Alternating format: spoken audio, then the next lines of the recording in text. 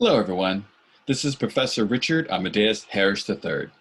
The next assignment for our research paper is to submit our peer-reviewed journal articles. The main difference between peer-reviewed and non-peer-reviewed journal articles is that peer-reviewed journal articles, they undergo rigorous and strict regulations to determine whether or not the research is actually reliable and valid. Non-peer-reviewed sources are many of the sources in which many of us may find that is circulated around more commonly on the internet, television, and so forth. So there's just one file right here to describe the differences between peer-reviewed and non-peer-reviewed. For this assignment, I'm asking for peer-reviewed journal articles. You can review this form right here to show some of the major differences between peer-reviewed and non-peer-reviewed. Peer-reviewed are journal articles, as I mentioned before, that are more academically based. They're dry, they're plain. As a matter of fact, I'll show all of you one way to find peer-reviewed journal articles. Non-peer-reviewed sources are very similar to these items right here in these two columns, which float around to circulate. If any of you have typed in Google, as far as a Google search, more than likely most of those sources are non-peer-reviewed. They're colorful, they're pretty, they're flashy, and so forth. We're not looking for that at all. We're looking for academic peer-reviewed sources. So here is the link to the library database. If you press that, then it'll send you directly to the library to search for article databases. Here it is. So I'm going to choose Academic Search Complete.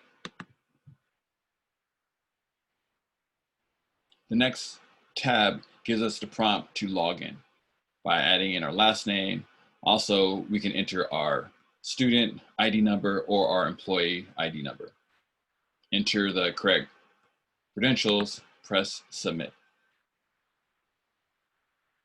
Once we're inside, then we have the option to start to choose and search for appropriate sources within the database. I normally choose advanced search.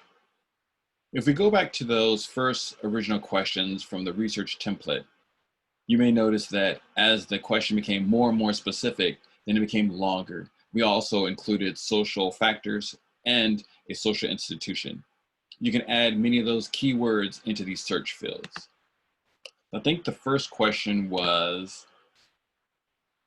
attempting to research the first or the views of first generation Asian migrants about how they feel about the federal government from watching television.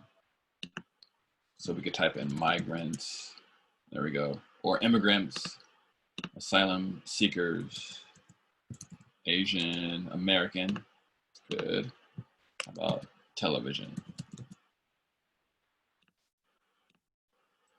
Before we go any further, we want to verify that we have the full text because we want the full text, and also that we want scholarly peer-reviewed journal articles.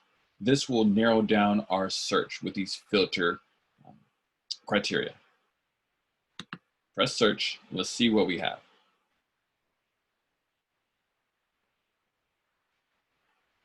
All right, it's working. So far, there are 3 sources here.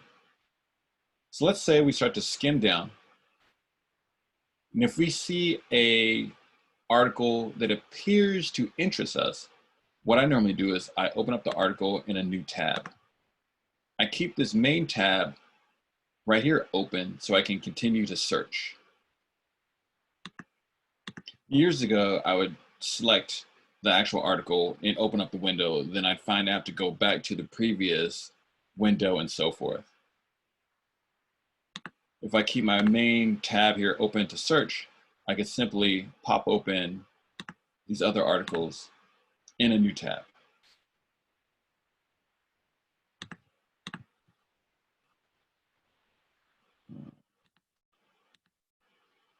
So now I'll start to revisit the tabs. This is the first article right here.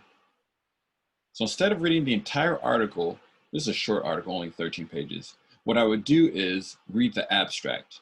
The abstract summarizes the entire journal article. I don't have to read all 13 pages. I just read the abstract and see if this entire article is useful to me. If I think that it is useful, I'll skim through it. Then I'll simply download the article. Since I'm using Google Chrome, if I just hover my mouse to the upper right-hand corner, it gives me the option to download the article. Here it is. I download it as a PDF. Close this tab, and I'll start to look at the next source. All right, so here's another abstract. I read through the abstract and see if it's useful. If it is, then I download it. If I even think that it is, now I would download it and continue. So let's say this article right here, I think is probably useless. In a case like that, I'll simply just delete it and keep right on going. If an article does not have an abstract, which may happen, then I would either look for the introduction at the very beginning, or I would skip to the very, very end of the article and just look at the conclusion.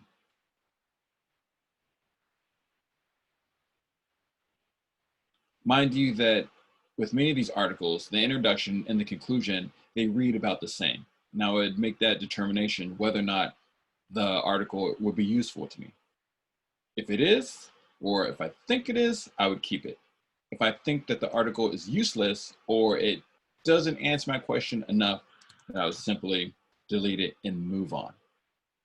So going back to the actual assignment, I'm asking for these articles to be sent to me as a PDF. You may notice that I downloaded the actual PDFs. Please do not send links. Links expire. The links are right up here on the top. If someone copies and sends these links to me, sometimes they work, most times they do not. So that's why I ask for everyone to send me the PDF. If you download the PDF and you send me the PDF, that's far more reliable. So I'll mention again, please do not send links, send the actual PDF. And lastly, when it comes to searching for these articles, if you find that you're having difficulties finding articles, then I suggest changing the keywords. Use different types of keywords to see what type of results will yield. If you start to search and you find nothing at all as far as your sources, kind of like this right here, then definitely choose different keywords. And if you still find nothing at all, then start to loosen up the search and look for more generic keywords, key terms. As far as these articles I'm searching for, or also what I'm expecting for you, is to find articles or sources that you think somewhat answer your question. It's highly unlikely that anyone will find an exact article that'll answer your exact question. The only way that would happen is if we actually went out and conducted our own research to find a population, conduct our own methods to answer our exact research question. So if there are any questions, then by all means, feel free to contact me at any time. And I hope this helps.